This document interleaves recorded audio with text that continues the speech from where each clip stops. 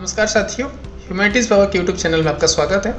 आज के इस वीडियो में हम कक्षा 12वीं की हिंदी पाठ्य पुस्तक अंतरा काव्यखंड के पहला काव्य कार्नेलिया का गीत का विस्तार पूर्वक अध्ययन करेंगे। तो चलिए वीडियो को शुरू करते हैं। तो हम जानते हैं कि काव्यखंड हिंदी कविता जो है कार्नेलिया का गीत है और इसके रचयिता जो हैं वो जयशंकर प्रसाद जी हैं। सबसे पहले इसका परिचय समझते हैं। कविता को पढ़ने से पहले इसका परिचय समझ लेने से हमें कविता का एक तरह से मूल ढांचा जो है वो समझ में आ जाता है और कविता को समझने में आसानी होती है, इसलिए परिचय सबसे पहले समझते हैं। तो सबसे पहले देखते हैं पहला पॉइंट क्या है हमारा। जयशंकर प्रसाद द्वारा रचित नाटक चंद्रगुप्त से यह कविता ली गई है।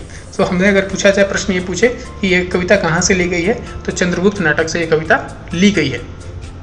ठीक है, और लगभग 1931 के समय इसकी रचना हुई। कार्नेलिया का गीत कविता का नाम है। कार्नेलिया कौन है इसके बारे में मैं आपको बता दूं। कार्नेलिया जो है वो सिकंदर जो ग्रेट था, सिकंदर जिसको अलेक्जेंडर कहते हैं अंग्रेजी में, सिकंदर के सेनापति सेल्यूकस निकेटर की बेटी है। तो कार्नेलिया जब भारत आती है अपने पिता के साथ, सेल्यूकस निकेटर के साथ, तो भारत की सुंदरता को देखकर इतनी खुश हो जाती है कि भारत की विशेषता बताती है और उसी विशेषता को जयशंकर प्रसाद जी ने इस कविता में बताया है। तो इस तीसरा पॉइंट है, इस कविता में कार्नेलिया भारत देश की सुंदरता को देखकर खुश होती है और भारत की विशेषता बताती है। तो चलिए कविता शुरू करते हैं। तो कविता है, अरुण यह मधुमेह देश हमारा, जहां पहुंच अनजान क्षितिज को मिलता है एक सहारा। इसके व्याख्या क्या है? व्याख्या इसकी यह है कि भारत देश मिठास और उत्साह से भरा है। भारत देश में लोग, भारत देश के जो लोग हैं, भारत देश में रहने वाले जो लोग हैं, वो उनके अंदर इतनी मिठास है, इतना उत्साह से लोग भरे हुए हैं। यहाँ के लोगों में मिठास है और अनजान लोगों को भी भारत अपना सा लगता है और उन्हें भारत में सहारा मिलता है। अरुण या मधुमेह देश, मधु मतलब क्या होता है? शहद। तो देश तो हमारा शहद नहीं है, देश के जो लोग हैं वो शहद की तरह क्या है? मीठे हैं। तो यहाँ के लोग मीठे हैं और यहाँ के लोग अनजान लोगों को भी अपना मानते हैं। हम अतिथि देवो भव की हमारी जो नीति है, वहाँ पर हम किसी भी अनजान व्यक्ति को भी क्या करते हैं? अपने घरों में, अपने देश में उनको सहारा देते हैं। इसीलिए कह रहा है कि भारत देश मिठास और उत्साह से भरा है। यहाँ के लोगों में मिठास है और यहाँ के लोग जो है अनजान लोगों को भी यहाँ पे सहारा देते हैं। इसीलिए जब विदेश से कोई व्यक्ति यहाँ पे आता है तो हमारी संस्कृति को देख के, हमारे देश को देखकर उसे ये देश, भारत देश जो है अपना सा लगता है।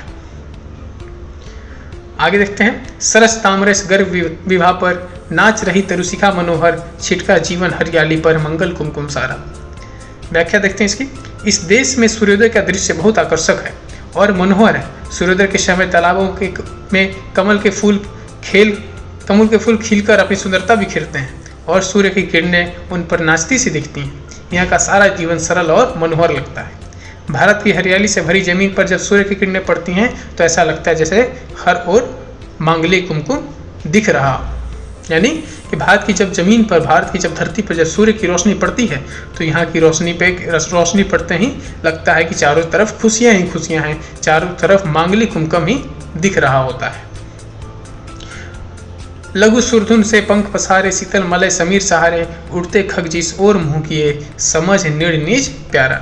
प्रातःकाल मलय पर्वत की शीतल पवन का सहारा लेकर इंद्रधनुष के समान सुंदर पंखों को फैलाकर पक्षी भी जिस ओर मुंह करके उड़ते हैं वही उनके घोंसले हैं, अर्थात वे भारत की ओर ही अपना घर मानते हैं। यानी जिस तरफ पक्षी जो है, खग का अर्थ क्या हुआ यहाँ पे? अर्थ हुआ पक्षी, यानी कि पक्षी जिस ओर मुंह किए उड़ते हैं वही हमारा प्यारा भारत देश है।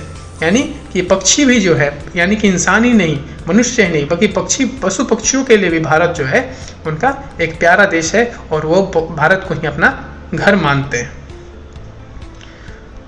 अगला खंड देखते हैं।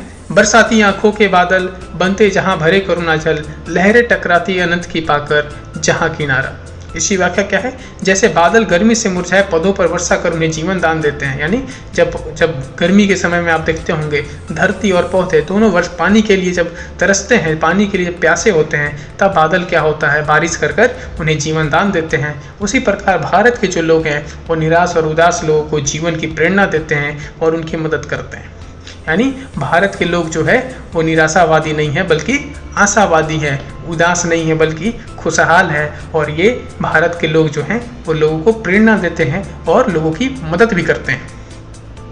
विशाल समुद्र की लहरें भी जब भारत से टकराकर शांत हो जाती हैं, जब समुद्र की लहरें भारत की भूमि पर आती है तो भारत की भूमि से टकराकर विशाल समुद्र की लहरें भी क्या होती हैं, शांत हो जाती हैं। अर्थात दूर से आई लहरों को भी भारत में आकर आराम मिलता है। कितना भी थका हारा व्यक्ति हो, कितना भी दूर का हो, विदेश का हो, कहीं का भी व्यक्ति हो, अगर भारत देश में वो आ जाए तो उसे भारत देश से प्रेम हो जाता है। भारत देश उसे अपना घर सा लगता है, जैसे दूसरे देश से आए लोगों को मिलता है।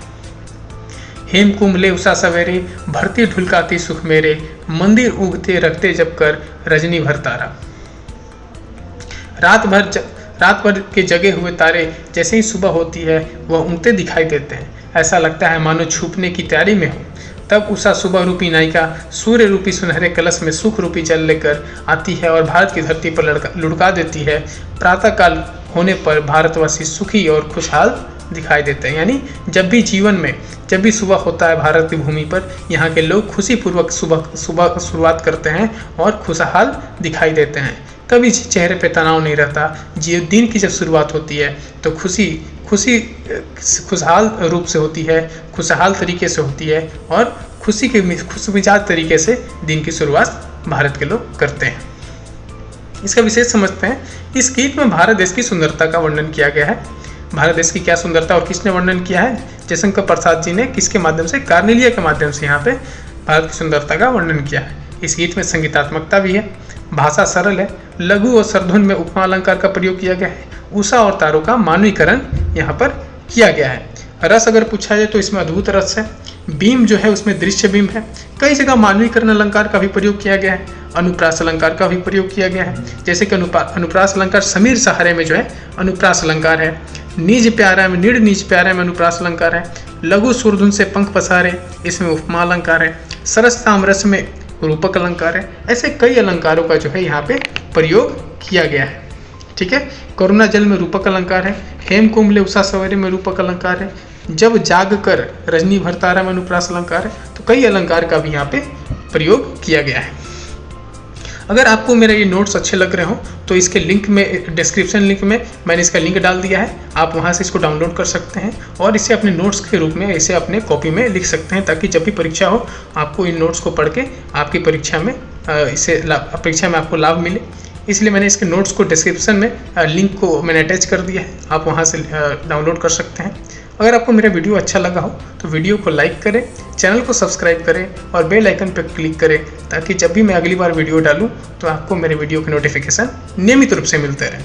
तब तक के लिए घर में रहिए, सुरक्षित रहिए और कोरोना से बचकर रहिए। बहुत बहुत धन्यवाद आपका।